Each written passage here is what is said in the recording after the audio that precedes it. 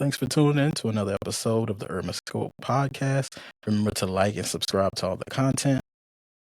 This topic, I will be talking about the music business and specifically the rapper Gucci Mane, who's a label head now. He has his own label, 1017 Brick Squad Records, and he just released a statement or posted a live feed saying that he had to release all of his artists except for two artists, which are Fujiano and Pooh Shiesty, which ironically both of those artists are incarcerated right now.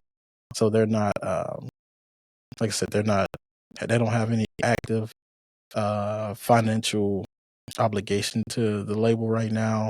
They're not needing studio time or going on tour or needing promotion or anything like that.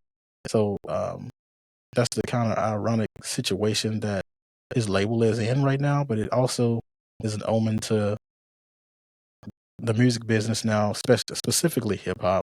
Like I said all the time, like people are not buying albums anymore; they're buying subscriptions. So the $10 or $14 you're paying a month for your subscription is only equivalent to like one album. So you're paying for essentially one album a month. When, back in the 90s and early 2000s, you had to actually physically go out and buy these albums or buy them offline. So you were probably spending, a music head, you probably buying 4 or 5 albums a month, which shows, in the data. But with the streaming, it's very difficult to figure out the numbers, and everything is kind of skewed right now, and everything is just up in shambles. So until they kind of figure it out, which, like I said, it's been a problem for the last 5+ years, so I don't see any light at the end of the tunnel. Eventually it will, but then we'll have to worry about something other than digital. But nevertheless, Gucci Mane said none of his artists were profitable and he was losing money. He said it was a very difficult decision for him to make, but at the end of the day, he wanted to let his artists go free with no obligations. And, you have to think of it in two different ways. It's kind of good because the artists get off, the label, and they don't have to owe the label anything. But the bad thing about it is they have to start over.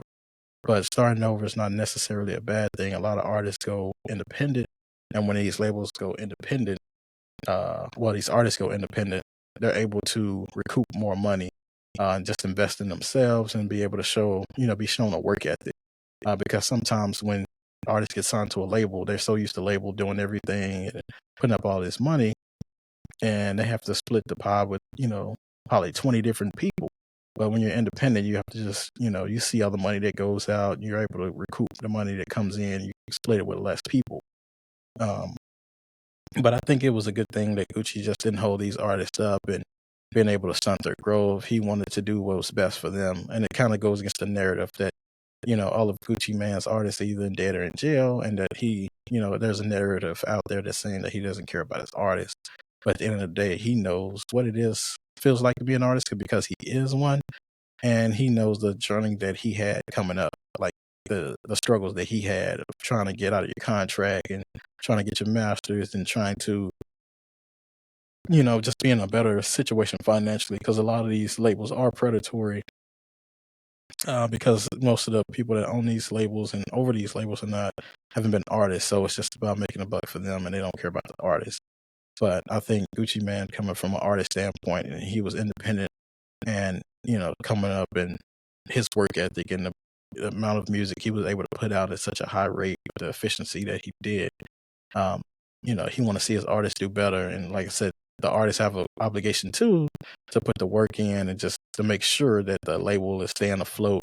Not saying that these artists didn't, but at the end of the day, both parties have to look at themselves and figure out where everything went wrong.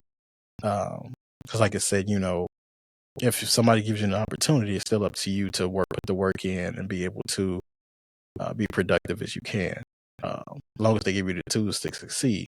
Like I said, I don't know that label situation or any other label, but just from the outside looking in, how much promo are you doing? What are you doing on tour? Are you doing appearances? Are you, making connections with the right people? Or are you burning those bridges? Or are you able to grow as a brand? Because like I said, music is not just music, it's more than music. it's about the promotion and about making a brand and being able to put yourself out there and go outside of yourself and be able to think outside the box and come up with new ways.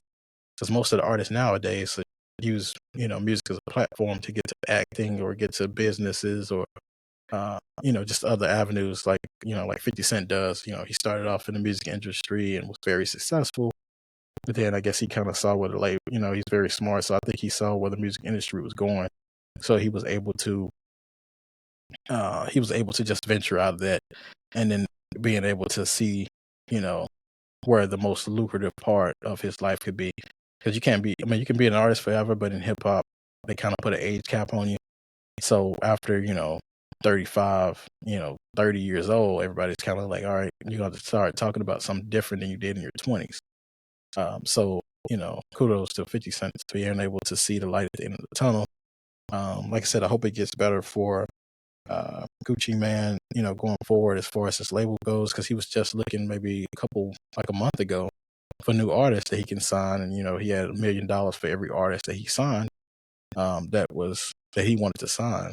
So somewhere between like a month ago and, maybe a week ago, everything just came to an head and it just was like, man, I just can't keep losing all this money and not cooping all this money. I'm going to go bankrupt doing this. So, uh, like I said, he's a smart businessman. I think he'll figure it out.